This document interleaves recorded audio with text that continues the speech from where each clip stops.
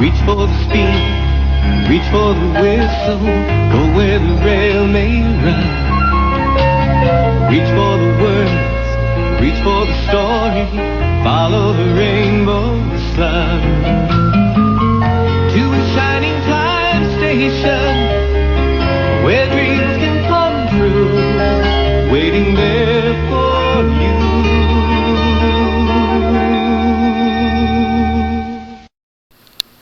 Thomas and Friends, Wooden Railway Originals, Episode 12, Special Coal. It was a wonderful morning on the island, and Lady had rested in the sheds with the bigger engines, and Sir Topham had just arrived to give the engines their jobs. "Now," said Sir Topham Hatt, "all you engines shall do your normal jobs." "But, sir," said Henry, "I don't feel well today. My boiler is clogged, and my fire won't start." So I will call a workman, Sir Topham Hatt said. A workman arrived and checked Henry all over. Then the workman said, "Well, Sir Topham, Henry shall be taken to the works to be checked. "Okay, then," said Sir Topham Hatt. "Edward, you shall take Henry to the works." "Yes, sir," he said. Soon Edward and Henry were the only engines left at the sheds. Edward switched onto the turntable and coupled up to Henry and pulled him onto the turntable.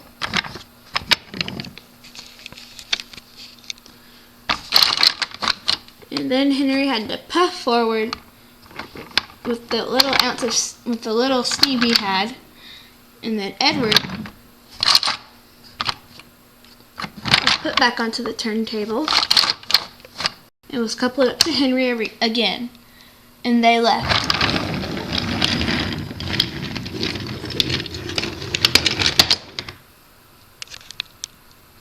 Soon Edward and Henry arrived at the goods yard at Wellsford,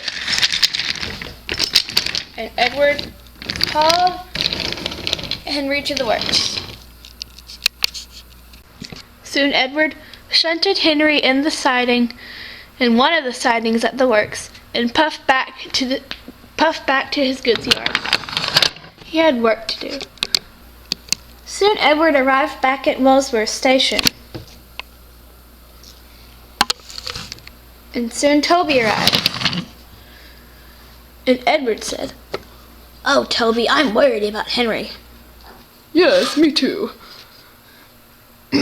"Something's wrong with the smoke box or something." "Or some sort of that," said Toby. "Well, Edward, I've got to go." "Okay, Toby, I'll see you later." "I'll be back in a few hours," he said as he puffed away. "Goodbye." "Goodbye, Toby."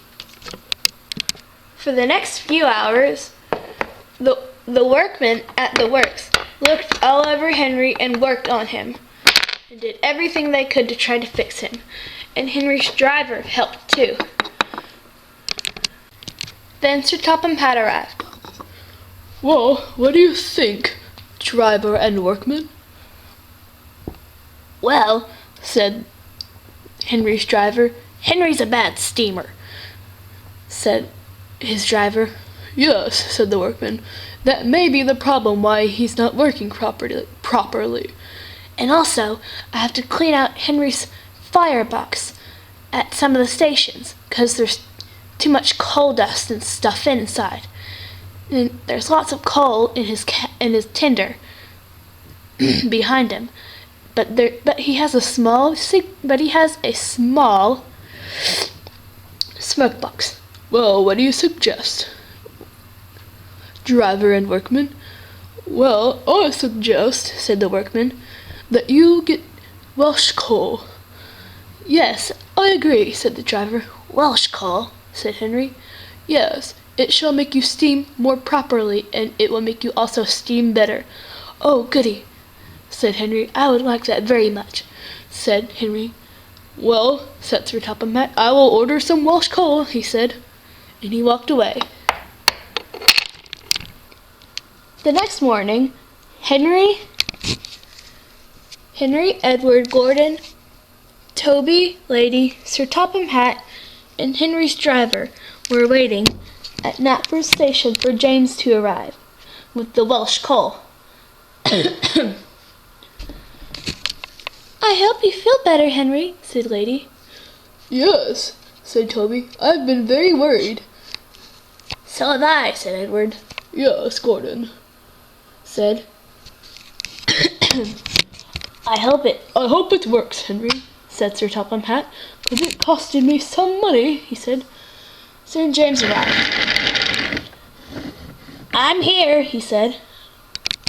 Soon Henry's driver got some of the Welsh coal from the coal car and put it inside Henry's smoke box. And soon the fire ladder lit Henry's smoke box. And soon Henry was making steam. Well, said Henry, I feel much better, sir. Good, said Sir Topham Hatt. I'm glad you're feeling better, Henry, said Lady. Thank you, he said. So, Henry was feeling much better, and he could steam properly, and he felt much better. So all the engines at Knapford steamed their whistles.